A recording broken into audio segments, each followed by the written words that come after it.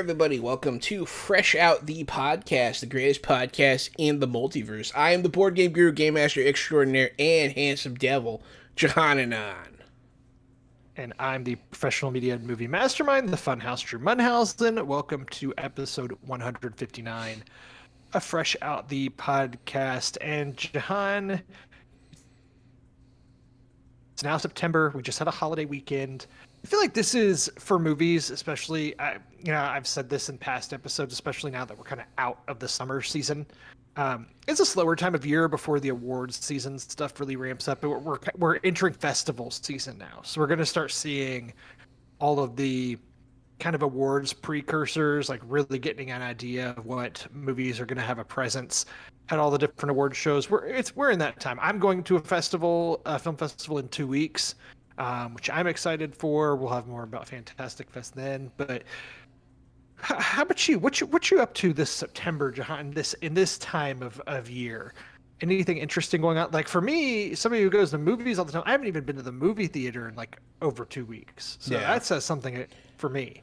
It's been a bit for me as well. Last thing I saw was Fantastic Four.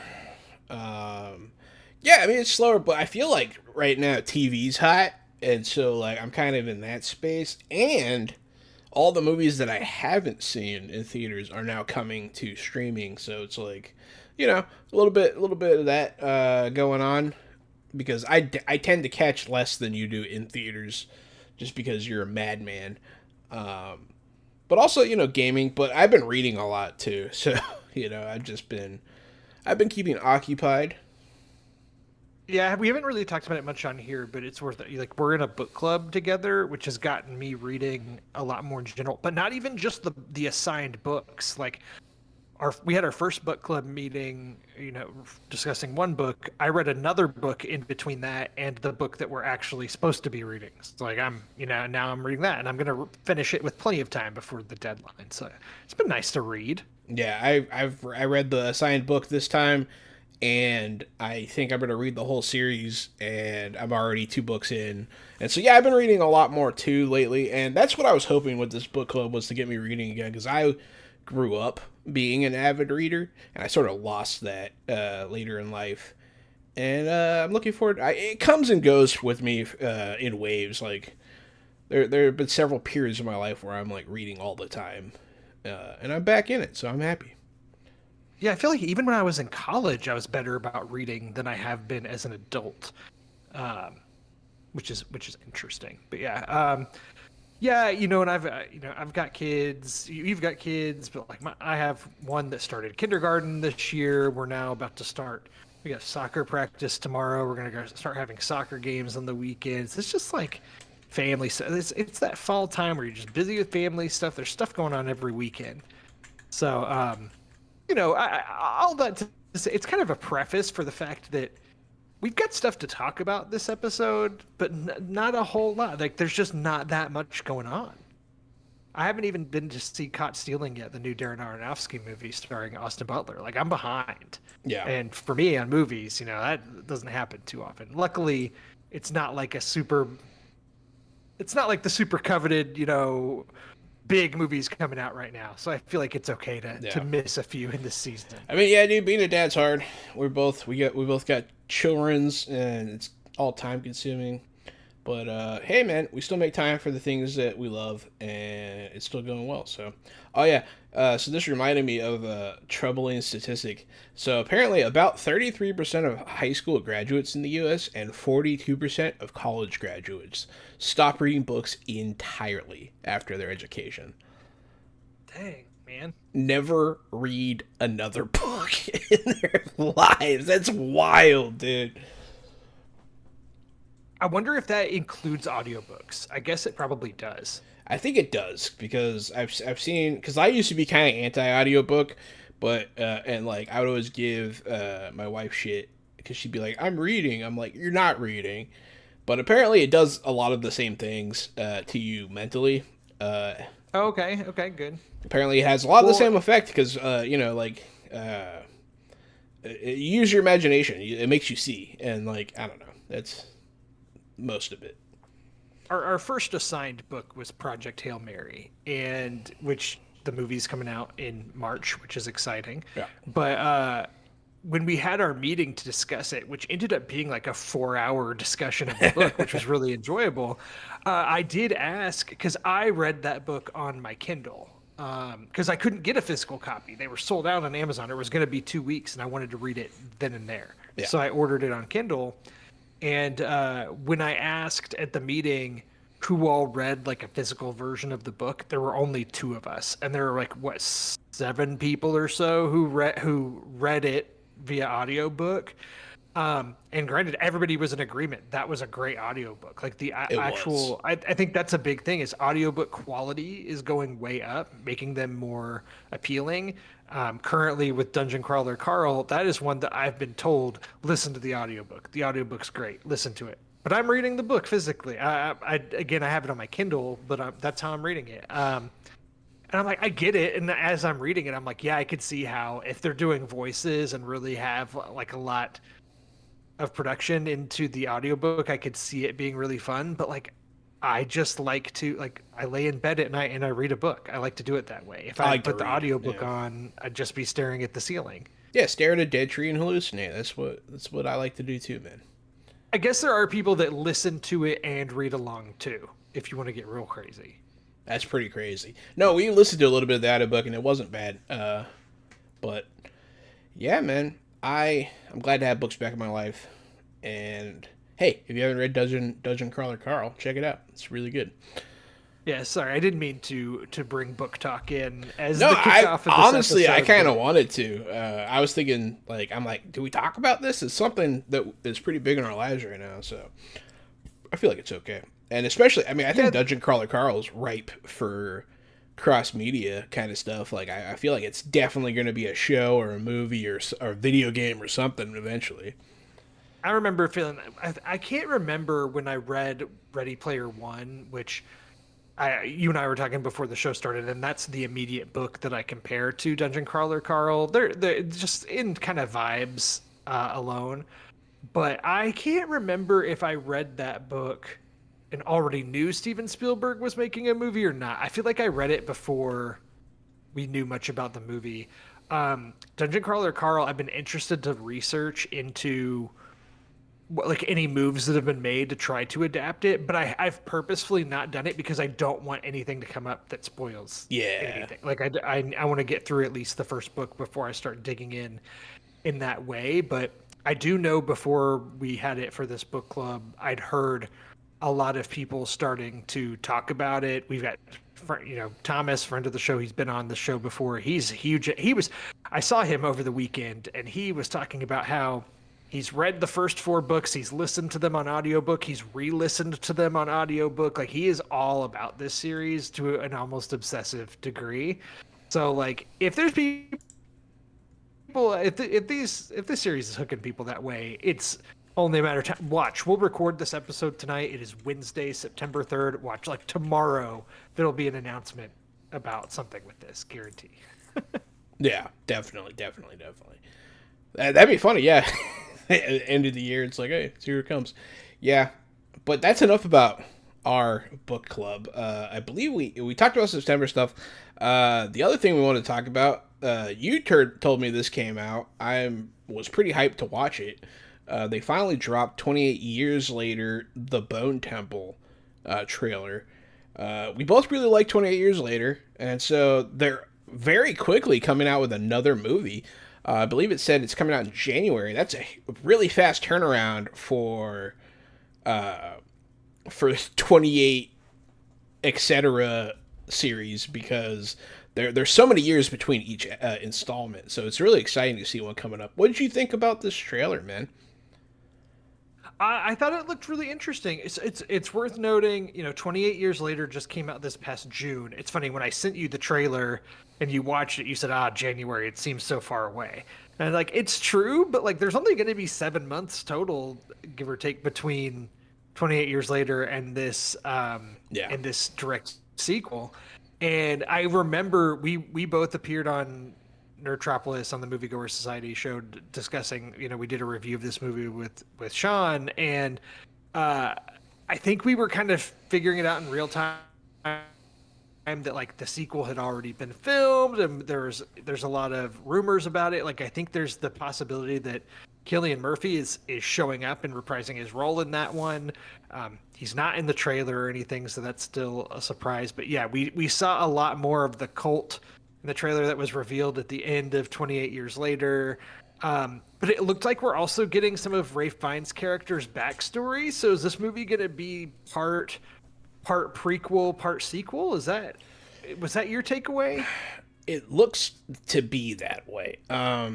But maybe not, because the whole Ray Fiennes of it all, that all of that could have very well been after, I think. Unless I'm remembering the movie wrong. Am I okay? Like I know it's only been what 3 months since we saw Yeah. saw the first one, but spoilers for 28 Years Later, which is it's not on streaming or anything yet, but you can get it through. Yeah, you can buy it like pay-per-view. But Yeah. didn't Ray Fiennes' character die in the movie? Am I remembering that right? I don't think he did. Don't think he did. It's possible. Don't know why I thought that the Alpha ended up killing him. Maybe he did. Maybe he did. Maybe that is all prequel. But then they showed the other stuff of that other strange group of people. I don't know. This trailer, it was scarier. I feel like this one was a little more grounded in horror in the trailer, even though they still had some of the sillier parts from the original movie. I don't know. The trailer looks great to me. I think this looks really good. I was actually excited for it. So I agree. I'm really interested in the cult stuff. Alfie Williams, who plays Spike, who's like kind of the main character of 28 Years Later. You see him a little bit in this with the cult, but at one point it looks like he's wearing like a long blonde wig, I guess, as being integrated in part of this cult. It does not look like he's a willing participant. Like this seems like something he's forced into. I'm really excited for this actually because of how much I liked the last one. Honestly, the 28 Years Later is probably still in my top 5, definitely top 10, maybe even top 5 of the year so far. Yeah, I would say so. And of course, I know you're a zombie guy, so as soon as I saw this trailer, I was like, tell Jahan. No, I appreciate it. Yeah, this is the second zombie trailer that a friend showed me this week. The other one, Zach sent me the Marvel Zombies trailer. And so that's coming out, I believe, in this month, like the 24th or something on Disney Plus. So it's an animated Marvel Zombies. All the episodes at once. I saw that. All episodes on the same day. I'll probably watch them all like hardcore. I'm really excited. I enjoyed the comic and I enjoyed the What If episode. So I'm pretty hyped. I can't believe they're actually doing this.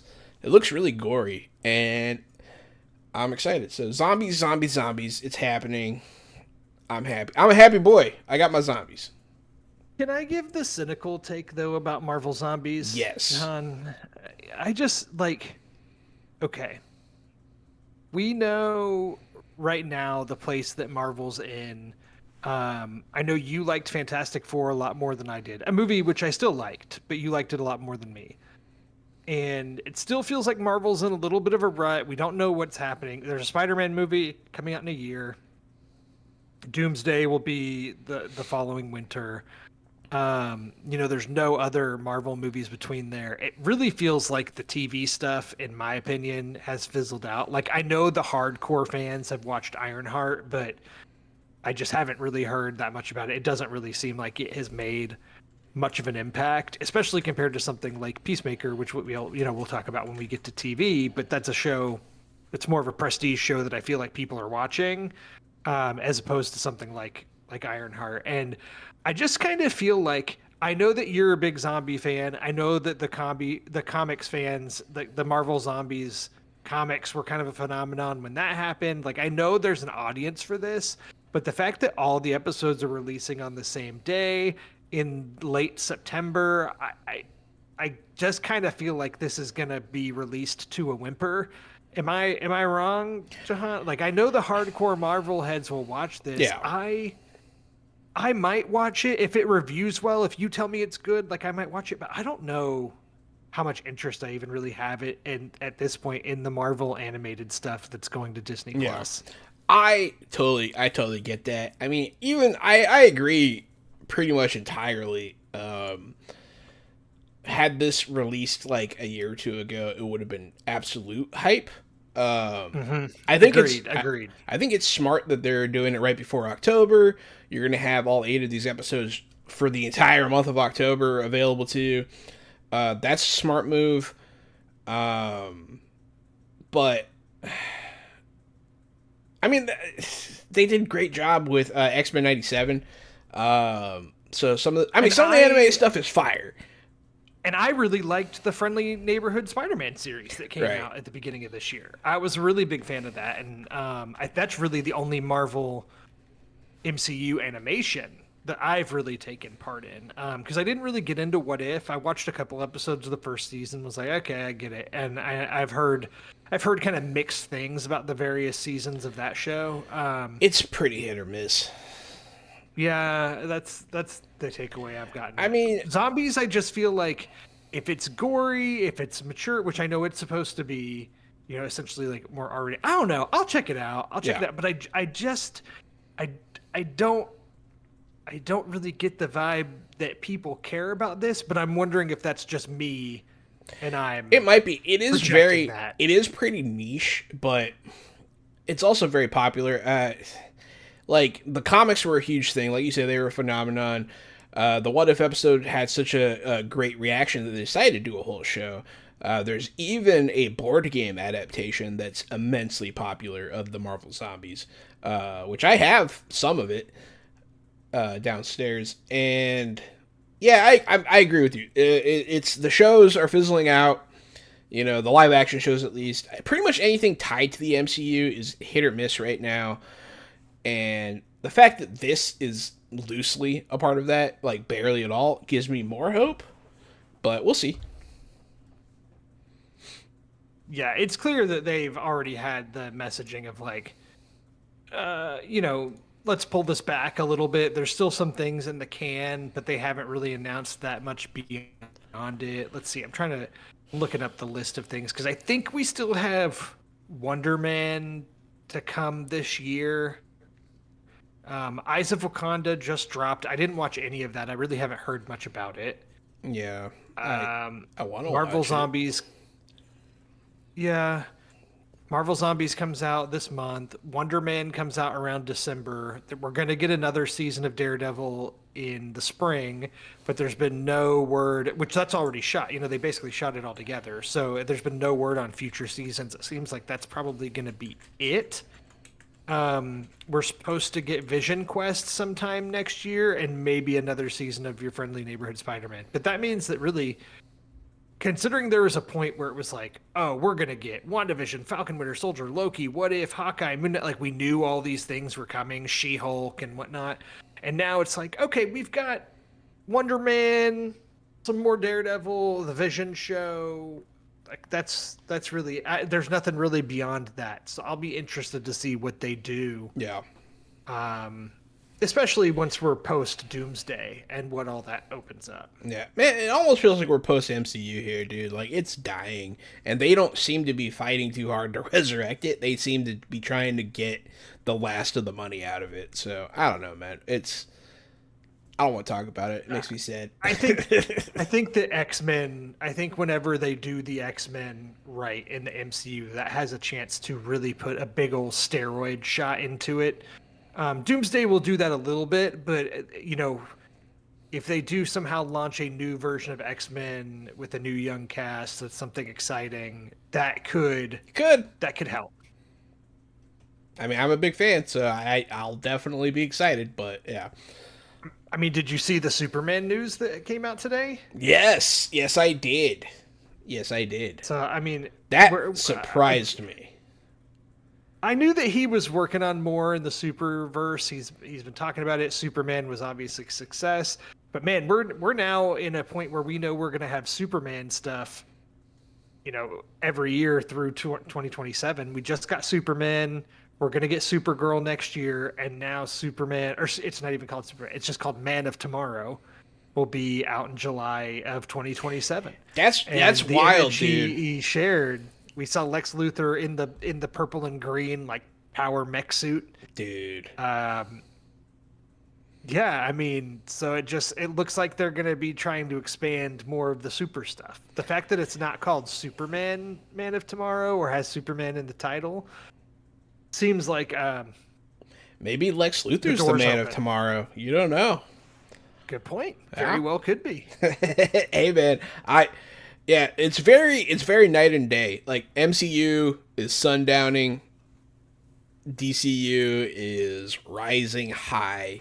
Um, I mean, I'm excited for Supergirl. What Alcott? What's her name?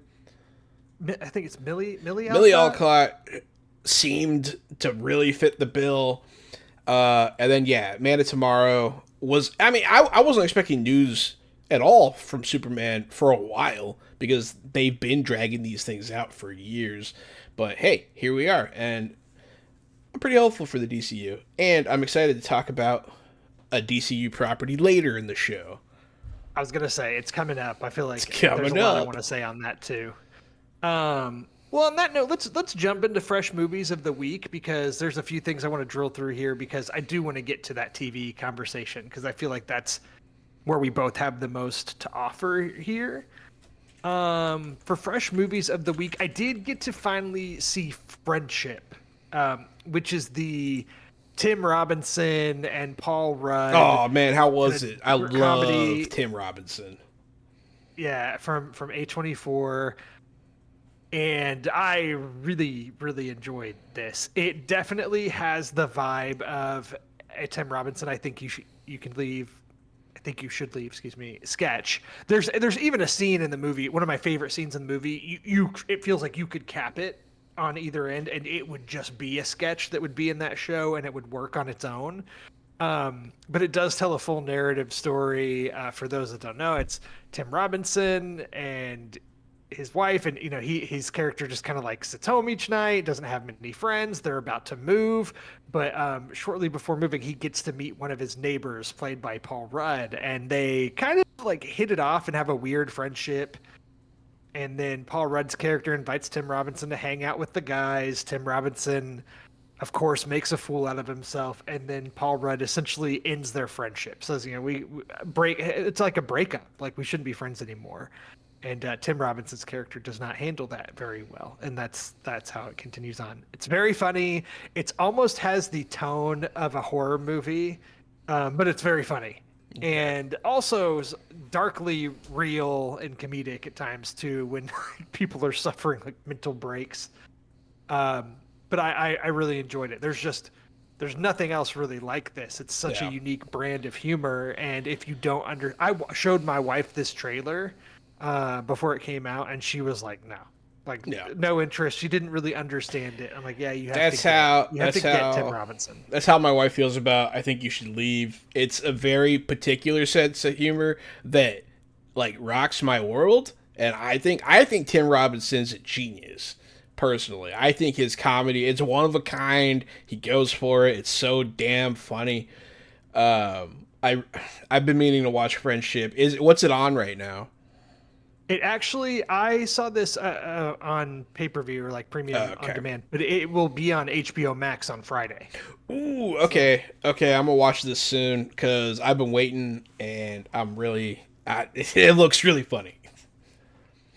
would be a good one to watch with friends too. That's how I saw it. I was out of town in Oklahoma. We all watched it together. It was a good time. I was cracking up.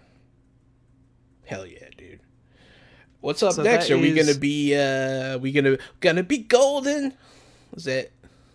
We're going yeah, up, up, yeah. up. Yep. Have you seen this? Have you seen K-pop I've Demon Hunters? seen the first third, and I didn't turn it off Okay. for any like negative reason, but it just I think I had to put the kid to bed or something. But yeah, man, I'm a fan. Yeah, I've got my 5-year-old turned this on probably, like any other kid back in July or something, and it's been kind of on play on repeat in our house. and but I had not really watched it. I had watched maybe like the introduction with my daughter, and I was like, this is actually a lot cooler than I thought. But then last weekend, we were like, when we can have a movie night and you can choose. And of course, she wanted to watch K-pop Demon Hunters, which my wife and I hadn't seen, so we all watched it together, and it was a really good time. I think the movie itself is good, like it's okay. The songs are really good. The songs are fire, Like dude. like they're really, and I mean, everybody has heard the news story, seen the headlines that like four of the songs from this movie have been in the top 10 on Spotify's most played for like the past couple months.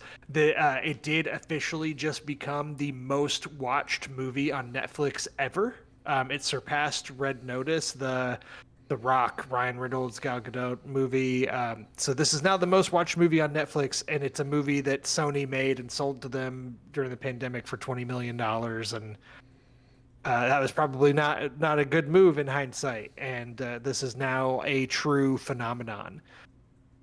I didn't know that that's what happened, and yeah, they fucked up big time because this movie's. I mean, the anime. It's the same team that did Spider Verse animation style. It's from Sony, yeah. So Sony Okay. did the Spider-Verse movies. I don't think it's like any of the same people, but it is from the same It's the studio. same style, and it looks fan.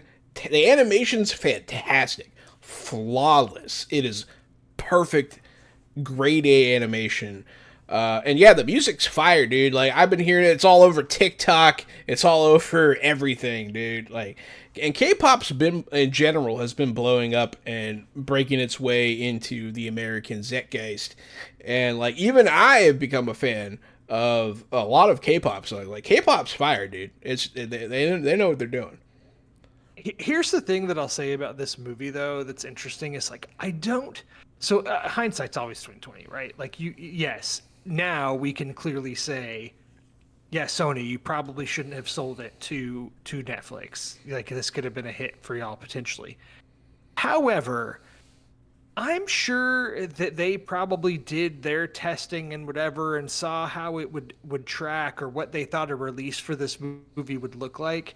And the reality is, had this movie released in theaters, given trailers and a marketing campaign, there's no guarantee it would have made $1 billion at the box office or something like That's that. Like true. it probably would have done okay. It would have reviewed fine.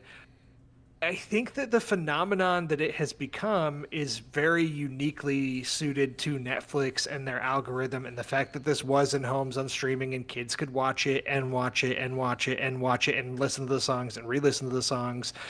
And I honestly, despite this movie being a huge deal now, had Sony kept it and released it in theaters, I don't imagine it would be the same phenomenon now. Like maybe then 3 months later it would have been on Netflix after being in theaters, and then it would have taken off then and gotten like a whole life of its own after a theatrical release.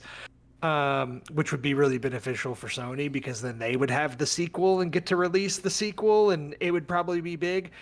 But yeah, again, they couldn't have known what this was going to be, Yeah. and there's a sequel in development, and we'll see more K-pop Demon Hunters in the future. Very cool. Yeah, it's definitely a crazy thing that's happening in the world right now. I always love those kind of things where it's like everyone's listening to it. You know, like when Squid Games came out, it was like this phenomenon. Uh, just anything like that. It's always fun. Tiger King. Mhm.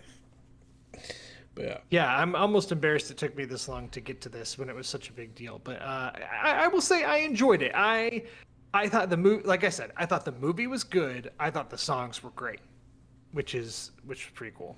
For a musical, that's a good endorsement. Indeed.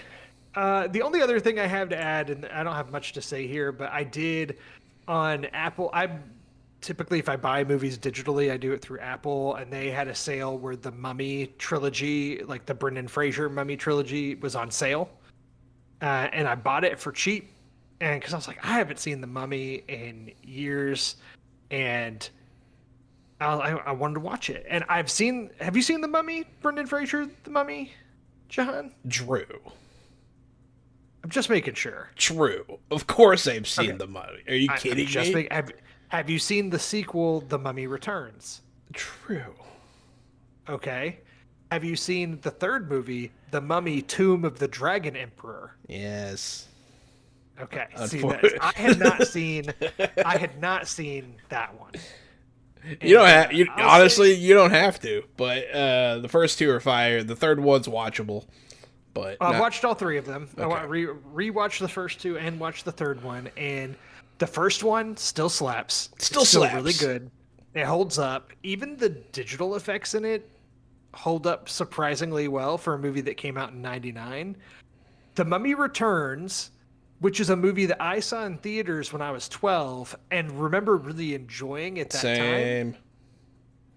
is not so good. It does not hold up as well now. It's become kind of infamous for how terrible the CGI is at the end of The Rock as the Scorpion King when he's like True. half man, half It scorpion. it is That's like trash. gone viral for how bad the effects are there, and they are bad. There's a lot of bad effects throughout the movie, but the movie itself is just kind of a mess anyway, and it's like a rushed sequel. It came out 2 years after the first. They added lore. Everybody had a backstory. Everybody's a hero now, or has an origin or ties to epic. They just did too much bullshit with it, frankly, and it doesn't hold up. And then I watched The Mummy, Tomb of the Dragon Emperor because I had never seen it, and I did not realize that. I knew that Rachel Weisz wasn't in the third one, that she did Yeah. not reprise her role. I did not realize that they recast her and with Maria Bello, and that was a really rough go. No It's hate to just her, but dude, Rachel Weisz, when I was growing up, huge crush from The Mummy. And like you can't replace her. That's crazy.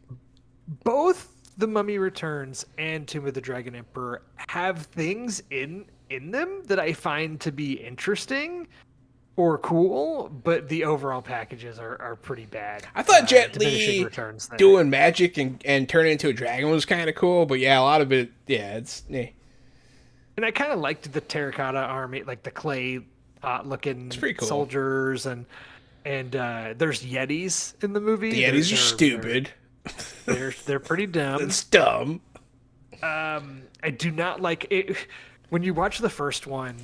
It's all so perfect, and then the second one they have a son, and it's like immediately you're like, this was a bad decision because now we're chasing this annoying young boy the whole time. I want nothing to do with him. Loved it. And I the like the boy- second one. I've watched it many times, and I feel like it's because I was a little boy who was a huge fan of the first movie, and then I was kind of in the movie. You know what I mean? But when's the last time you watched it?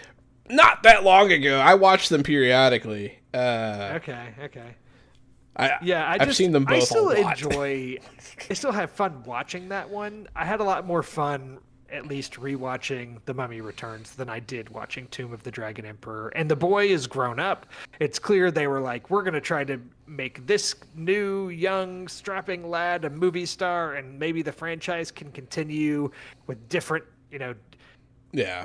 different scenarios with different mummies. Like this one's in China, but maybe we do one that's in, Brazil or do like South America. Like clearly there Everyone's were got just gonna be mummies, dude. everywhere. Yeah. And that did not work out. But John, here's the icing on the cake. After watching The Mummy, Tomb of the Dragon Emperor, I did what any sane person would do, and then I went and watched The Mummy, starring Tom Cruise, from 2017. And boys, that movie's not very good either. Never seen it, never will, baby. It has ideas. It's famous for trying to launch the Dark Universe when they were trying to do this like big interconnected MCU style thing with Universal, with like all the Dark Universe characters, your Wolfman, Frankenstein, Dracula, the Invisible Man. Creature from the Black Lagoon. Yeah, they were trying to do all those, and they had cast people. Johnny Depp was the Invisible Man, and Javier Bardem was playing Frankenstein's monster, and Russell Crowe is Dr. Jekyll and Mr. Hyde, and he was appearing in the Mummy movie, and he does, and he gives like a big info dump in the middle of the movie for how he like tracks down ancient relics or ancient monsters, and they like they're trying to like almost assemble a team. It's very silly. Um, I mean, talk about what could have been. Like if the Dark Universe had actually taken off, where they would have gone with it. After one movie, they scrapped all those plans and they just said, you know what, we'll do like smaller budget versions of these. And we've now had an Invisible Man movie and a Wolfman movie that are completely unrelated to the Dark Universe that they tried to set up back in the day. So I watched it. It was fun to watch it with that context of like knowing what they wanted to do with it, because I had not seen it since seeing it in the theater. But man, the movie just looks bad. Like there's a lot of dark scenes and it's hard to even tell what's going on. Like it's just shot poorly. Tom Cruise is doing Tom Cruise things. It's not really his fault. It's just a mess of a movie, and they were trying to be too ambitious with it instead of just getting a good story and making that. So unfortunate. I'll be interested to see what they do with the Mummy in the future. I don't think that Brendan Fraser will ever come back and do another one of that series, but this is now a property that's laid dormant for 8 years when they've been doing other stuff with the Universal Monsters. So I don't know. We'll see what they do. Yeah, absolutely. Oh, I enjoyed that because I really liked the Mummy. But I watched a movie. I'm going to talk about it. I watched, what's it called? The new Jurassic Park movie? This is Jurassic World? Jurassic World Rebirth? Right. So I watched it. It has ScarJo. I feel like she's really phoning it in this movie. She feels so separate from everything going on around her. Her character doesn't feel real at all.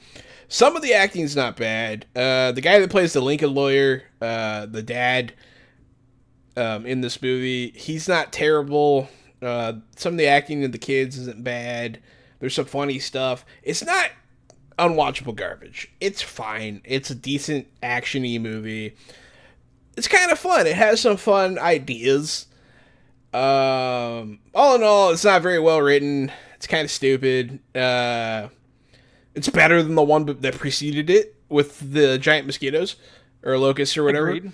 So they're taking a step in the right direction, I guess. But I don't know, I do like the lore of what's going on. I like that the world is normalized and the dinosaurs have kind of settled into the only habitat they can survive in.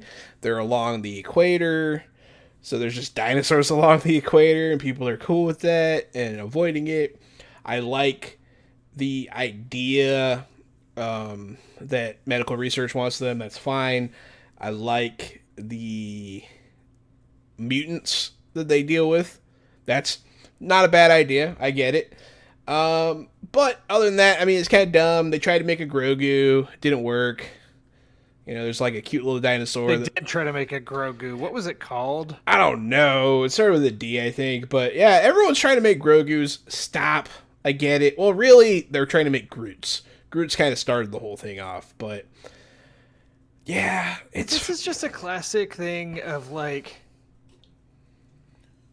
the marketing for this movie is so funny because it's clear that what really happened, and we know this now again in hindsight, is like Universal didn't have a big movie set for the summer of 2025, and so a couple of years ago they were like, let's fast track a Jurassic World movie. Let's do it. Let's get a script. Let's go. And that's what happened. And they basically farted this movie out. And yeah. It's not very good. It's not terrible. Like, it's not terrible. I'm with you. Like, there are worse Jurassic World movies than that. I think that Jurassic World Dominion and maybe even Fallen Kingdom are both worse than this in ways. That's true. But this is just so uninspired, and they truly tried to almost scene for scene recreate some of the scenes from the original, like the end kind of convenience store deal with the mutant raptors is very similar to the scene at the end of the first Jurassic Park movie with the raptors. Like, there's just... It's funny. It's actually similar to a scene from the second novel, The Lost World. Almost the exact same thing happens. I'm like, man, they really got to that late. They've done stuff like that. Yeah, they've pulled stuff from those, because I think there's another scene that's like that, that's pulled out of the second book. But I Yes, like there's a scene. when he lets her fall off the boat, that's kind of reminiscent of something that happens in the second book too. That's funny. Like I really like the scene with the sleeping T-Rex and the inflatable raft. Like I actually liked that set piece in the movie. I thought the big mutant dinosaur, whatever it's called at the end, it's like the D Rex, the Distortus Rex. I didn't like any of that. I didn't like the design of it very much. He looked like a one of the locusts from Gears of War. He looked like one of their monsters. He looked like a Rancor. Yeah, he did look like a Rancor. He did look a lot like Rancor. It just didn't do it for me. I was never like really scared of it or worried for anything. I don't know. But there was stuff in the movie I thought was fine, but it's clear that Scarlett Johansson apparently had been outspoken that she wanted to do a Jurassic Park movie, so she was on board for this. I like Mahershala Ali. I thought he just didn't really have much to do in this movie. I like the parts that he's in it. Yeah, I thought Jonathan Bailey was probably the best of the new kind of trio cast, and he's the one. He's in Wicked, and he's in this. He's from Bridgerton, but he plays the science boy.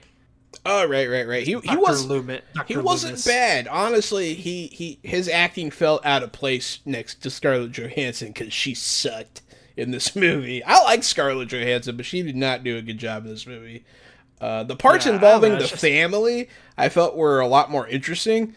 I always feel like if they had just, like, if you just cut out the mercenaries completely and just had this family traveling across the world in their boat get shipwrecked on this island, I feel like that story is more interesting. I don't think you needed the mercenaries at all, but it is what it is.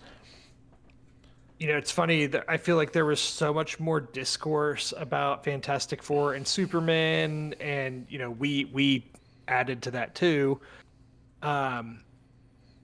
And there wasn't. I feel like Jurassic World's obviously a big deal when a new Jurassic Park movie comes out, but I feel like there just weren't people talking about it to the same degree. But Jurassic World Rebirth went on to make over $850 million at the box office, whereas Fantastic Four kind of stalled out just over 500. That's ridiculous. And I think Superman made over 6. That movie does not deserve to make that much money. It's crazy, right? Like people show up to these movies, for dinosaurs, whether they're good or not. Yeah, it's all those. Seems like people these days go to it and then complain that it wasn't very good, and that's the trend. Maybe, yeah, I guess so. People just want to bitch about stuff. I mean, that's why we have a podcast, so that's fair. All right. Yeah, exactly. Well, that does it for Fresh Movies of the Week. We have a fresh TV show to talk about, and I'm really excited for it. Yeah, we've talked a little bit about DCU and Marvel and all that, and Peacemaker Season 2 debuted about 2 weeks ago. Yeah. And so there's 2 episodes out now. As of this recording, the 3rd episode comes out tomorrow. I have watched the first 2 episodes now. I think Have you just watched the first episode? Just the first episode. Didn't have time to watch the second one, but hey, it's okay. Season 2 is starting off pretty strong with episode 1. They're cameos from the DCU. It's already more tied into the DCU than the past like 6 MCU TV shows have been to the MCU. So that's fun. Fun. Retcon at the beginning of this. They did a big retcon, which I thought was fine. I'm not mad at it. It's like, hey, we put the Justice League at the end of season 1, but now the Justice League's different. So let's just put the new Justice League at the beginning of season 2. That's fine with me. I think that's funny. Gang. Let's get it Justice right. Gang. Justice Gang. Justice Gang. That shit was funny. The part with Hot Girl and Guy Gardner, and you know what I'm talking about. That part's hilarious. The interview. Yep. Very, very funny. The orgy is unnecessary. Everyone just be aware of there's an orgy. Don't watch this with your kids. If you're watching this with your kids, more power to you. Yeah, episode 1, it starts off, it's the same character that we love. It's Peacemaker. He's doing his Peacemaker thing. At the end of season 1, he's kind of a hero. Episode 2, he feels like a fraud, doesn't really feel the effects or season 2, he doesn't really feel like he's a hero. Things are kind of dying down for him. He's having trouble taking the next steps. And he's living in his father's old house. And shenanigans ensue. I don't know how much we should get into it. We don't need to spoil it necessarily. Yeah. There is kind of a big reveal or thing that happens in the first episode that really gives you an idea of like, okay, where they're going to go with the season. And I'll just add on saying that having watched the second episode, it expands on that a little bit, but it still kind of takes place, a lot of it in the here and now of it, kind of just continuing on. I think the thing that surprised me the most with episode 2, and this gets back to the conversation that we were having earlier about the MCU and DCU stuff, is the first episode felt like, okay, we're taking the end of Peacemaker season 1, we're kind of transitioning into a new season, let's slowly reintroduce you to all these characters.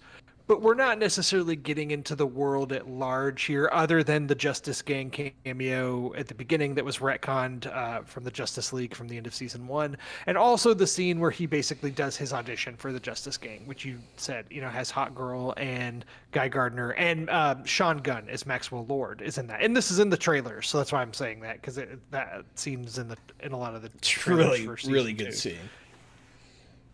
So there were some things there that obviously connected it to the new DCU. And I think that's what I was interested in the second episode. It seems to kind of double down on the DCU of it all and expanding it a bit, but not in a way that feels homework-ish, if that makes sense. Yeah. This show has an interesting thing that it's doing because Peacemaker the first season came out after the Suicide Squad, and kind of came out in a time where we knew the DCEU at that time was transitioning, that it was probably, once The Flash and Aquaman came out after season 1 of Peacemaker, that we didn't know who would be really sticking around or what. Obviously, James Gunn kind of took over the creative side of the DCU and did all the announcements. And it's clear that Peacemaker, this character, as we know, is continuing on in this world. And so it's kind of this really interesting, like, blurred transition line to the new DCU, with kind of what they're continuing from the first season and what they're not, or just mentions that maybe weren't in the first season. To expand kind of on what I'm saying, like, Rick Flag, who is in Superman, played by Frank Grillo. He's in Superman. He's also in Creature Commandos. He's also in Creature Commandos. Voiced by Frank Grillo. He's in the first episode of Peacemaker season 1 and gets a little bit of an expanded role, or an episode 1, of season 2. And he gets a little bit more of an expanded role in episode 2. And it sheds a little bit more light onto like how this is continuing on, not just from Peacemaker season 1, but from the Suicide Squad. And also worth noting, at one point there's a mention of Gotham in the show, which kind of stuck out to me when they're like, oh, some characters are having an argument, and like, we were going to move to Gotham, and now those plans are screwed. I'm like, okay, like, yeah, we're doubling down on the DCU. Metropolis is a thing. Gotham is a thing. That means Batman and Superman and all these characters are a thing. And I'm interested. I'm more interested in where the DCU is going right now than the MCU. Like, Robert Downey Jr. is back as Doctor Doom. And I'm like, okay, fine. Gotham gets mentioned in Peacemaker, and my ears perk up, and I'm like, ooh, Gotham, what are we going to do here? I just, the excitement of where this world is building to right now has definitely taken hold of me more so than anything the MCU is doing currently. And maybe I'm just burnt out on the MCU. I don't know. I'm sure it's part of it's burnout, but yeah, they're tying things in very, very quickly, directly, and well. It doesn't feel tacked on. It feels organic. The world feels lived in.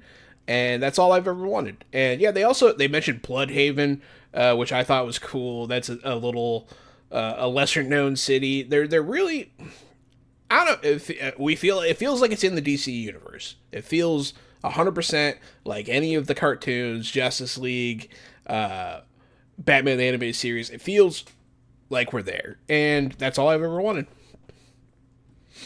Yep, and like when I was trying to watch Daredevil Born Again when that came out, I didn't finish this first season. I felt like it was really slow. Like Yeah. it was a struggle for me to get through. And I've heard a lot of people say like, "Oh, the first 3 or 4 episodes are like that, but it picks up in the latter half." Sure, whatever. That show just still kind of feels like homework to me. Whereas watching Peacemaker, I, after watching the first episode and now the second episode, I'm like every bit of the second episode I was interested in. Like I was having a good time. And I'm like, it's because this is a TV show. Like this is a real TV show that people put thought into and structured it like a TV show with interesting things. And like the MCU TV shows are just so dark and bleak and gray and not fun to look at. And like this is full of color and interesting characters and this is how you make a TV show. So I've always been a Marvel guy, but like I'm just higher on the DCU right now from a creative standpoint in TV and movies. 100%, I agree. Yeah, man, it feels. It always reminds me of the live action Tick show, both the one from like the '90s and the more recent one that got canceled on Amazon. It feels like that. It feels superhero-y. It feels fun. It feels like the villains are ridiculous. I don't know, man. It's there. They brought comics to TV. They successfully did it, and that's what we want. And it's working. I can't wait to finish this season. Yep, same here. I watched the first episode the day it came out. I waited till the last second to watch episode 2, and I'm very eager to see episode 3 now. So I'll put it that way. You know, Yeah, it has me excited to see more. yeah, I got to catch up. Well, that's it for Fresh Davy of the Week. That was fun. We got one game for Fresh Games of the Week that I'm going to talk about. Helldivers 2 finally came to Xbox consoles, and I'm having a blast. How do you feel about Helldivers, Drew? I got Helldivers 2 when it first came out on PS5. It also came out, I think I purchased it right before my second child was born, so the timing was really bad because I probably would have really dived into it and played it a lot. But instead, I played it kind of here and there in that first 2 to 3 months that it was out. I've always kind of been looking for an excuse to jump back into it, and now the fact that it's on Xbox has me itching to. I think that it's really cool what's happened here. There's a lot of stories out there of like all the how big the player base is now between consoles and PC, but how many PlayStation players are like helping the Xbox players. It's They kind of the are. first time we've really seen a like what's the right word, like an olive branch extended between the two. Like people are excited to help each other and work together despite console wars. It's like this is how it should be. Yeah. No, it's definitely like I'm one of those new Xbox players. People have been very nice. Higher level people are taking lower level people on quests. I've been taken by a few higher levels. They summon mechs for me and they insist that I drive them. Like they're letting me try stuff out. You know, they're being very friendly. But yeah, this is a great game. Helldivers 2 just came out on consoles. It is just base game is $40. This is a $40 game. This is not a AAA title. It reminds me a lot of Deep Rock Galactic in like, you know, you're in the base together and then you all drop onto the planet. You're doing, you know, these missions in a squad of 4. It's very fun. I love all the submissions. There's a lot of submissions that you have to find on the map that are separate from your main mission. Some of them give you like on mission call-ins that you can do. Like you can load a howitzer and then you have access to the howitzer for your mission. There are 3 main enemies: the Terminid, which are like the bugs. There's the like robots that are like Terminator robots. Those are pretty cool. And then there's, I always forget what they're called, but they're more like the aliens, and they summon like psychic zombies, and they have spaceship flyovers, and they're really difficult. But Yeah, man, I've been having a blast. I was playing by myself a little bit. Honestly, the matchmaking worked day one perfectly. I had no issues finding parties, grouping up with people. Every now and again, you play with people that suck and they don't know what's going on. But for the most part, I've been having good groups. And then I finally started playing with people I know and squatting up with your friends. And that experience is fantastic. This is a $40 game. It's worth every penny. I think Helldivers 2, absolutely certified fresh. If you haven't tried it out yet, it's, I don't know, man. If you've ever seen Starship Troopers, which is one of my favorite movies, this is it. Period. This is that game. It captures it perfectly. Calling in the stratagems, you can have all the, you can call in plane strikes, you can call in new equipment, you can call in all this stuff, and it's just a big old clusterfuck of fun. You know what I mean? It's ridiculous. And the missions, they get epic as hell, man. There are some, I've had some truly cool moments where like somebody does something insane, it pays off, and everybody cheers. It's a very, very fun game. I've also had the opposite happen where somebody calls in a like a pot or something and it lands on your teammate and you actually absolutely ruin everything. It's great. It's great. I've had it happen. It's really funny. Someone calls in an orbital too close, everyone catches on fire. It's the worst. But yeah, I mean, I don't know. It's a really good game, a really good price. I think everyone should try it out. If you play with up to 3 friends, so a squad of 4, and I don't know, it works flawlessly. I haven't had any server issues, nothing. And then I really enjoy the global quests. Like everybody there, you have individual quests that you can complete daily, but there's also the quests that everybody is working on, like kill 1,000,000 Terminids or whatever, and everybody will try to do those. I don't know. It's crossplay. Like I play with people on PC, PlayStation, doesn't matter. The crossplay all work. It's the best, honestly, best crossplay I've ever seen. Normally you have issues when like your friends on PC or whatever. Haven't had any problems. The team chat, the party chat works really well. It's well done. Well done, Helldivers. I'm really excited. I know that they have an update coming out that is supposed to add a bunch of content soon. That's pretty exciting for everybody. And on top of that, it's just a really good game. And it's still kind of weird starting up your Xbox and then seeing the PlayStation logo pop up. But I like it. I'm happy with where this is at. It's been a fun couple weeks of games for me. So, yeah. But on the other side of things, what a time to be a gamer when you have Helldivers 2, a Sony produced or Sony published game, PlayStation published game coming out on Xbox. And meanwhile, Gears of War Reloaded, an Xbox published game, owned IP, was just released on PlayStation. So weird time for gaming. Like weird time, exciting time. Definitely, considering all the console war stuff we've discussed since we started doing this podcast several years ago, to know now, like if only we could have known then that Gears of War was going to be on PlayStation and a lot of other, Sea of Thieves and other big Xbox IPs are now on PlayStation, and now Helldivers 2, and who knows what else could come to Xbox in the future. It's like, it's a crazy time for gaming. It's how it feels like it should be. Everybody's having fun. I feel like this is good for everyone. Absolutely. I agree. I've always thought, I mean, console wars are dumb. It's fun to participate in them, but from an actual standpoint, like you should be able to pick whatever hardware you want to play and get to play whatever games you want to play. This whole exclusivity thing is kind of silly.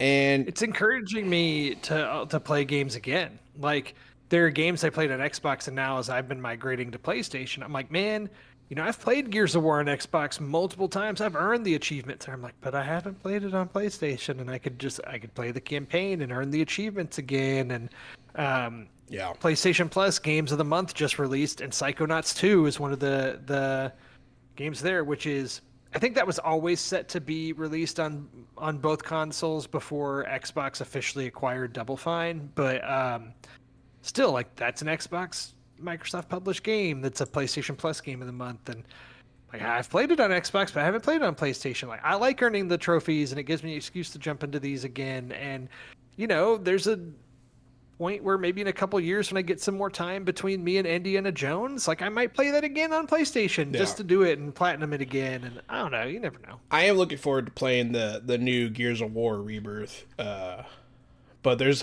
a lot of games coming out right now that are particularly on my radar, like Chronos, and I'm a happy boy.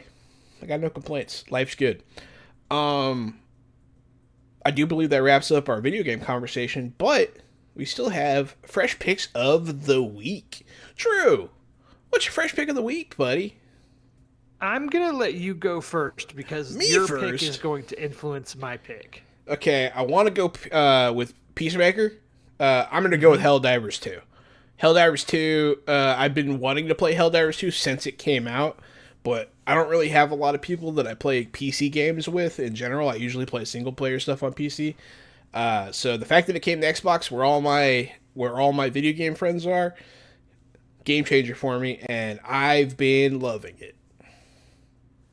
Then I will say Peacemaker. That's Hell my fresh yeah. pick of the week. I really liked it. If you had said Peacemaker, I was going to choose Friendship, the Tim Robinson movie, but so that we didn't choose the same thing. But since you went Helldivers, I went Peacemaker. Friendship.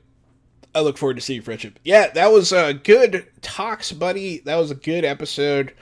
A lot of cool stuff going on right now. I hope everyone enjoyed listening because I enjoyed talking. Hey, I'm Johanna Nunn. I'm the board game guru, game master extraordinaire.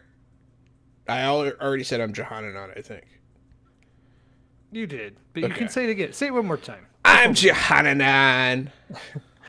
And I'm the professional media and movie mastermind, the Funhouse True Munhausen, and this has been episode 159 of Fresh Out the Podcast. And now I think I'm gonna go read some more. That's Me what I'm too. gonna do now. I'm gonna go read. All right, everybody, go read a book. Stay fresh.